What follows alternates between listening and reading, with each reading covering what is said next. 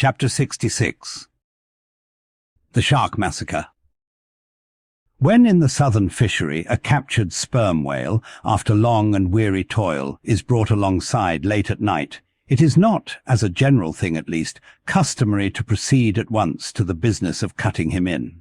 For that business is an exceedingly laborious one, is not very soon completed, and requires all hands to set about it.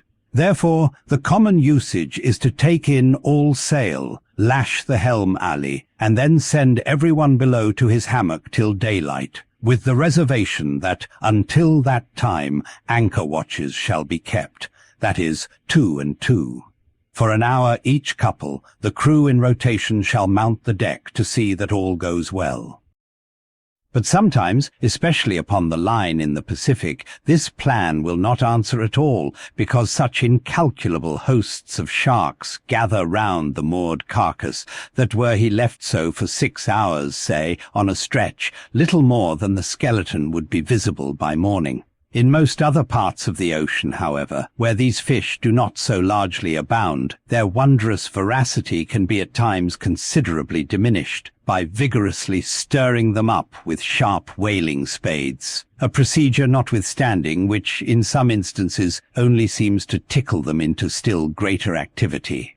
But it was not thus in the present case with the Pequod's sharks, though to be sure any man unaccustomed to such sights to have looked over her side that night would have almost thought the whole round sea was one huge cheese, and those sharks the maggots in it.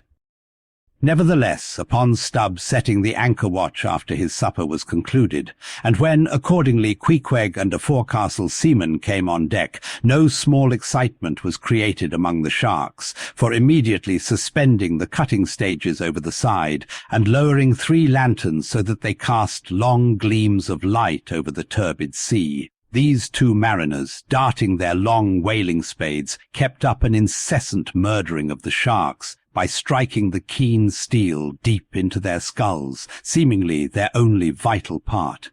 But in the foamy confusion of their mixed and struggling hosts, the marksmen could not always hit their mark, and this brought about new revelations of the incredible ferocity of the foe.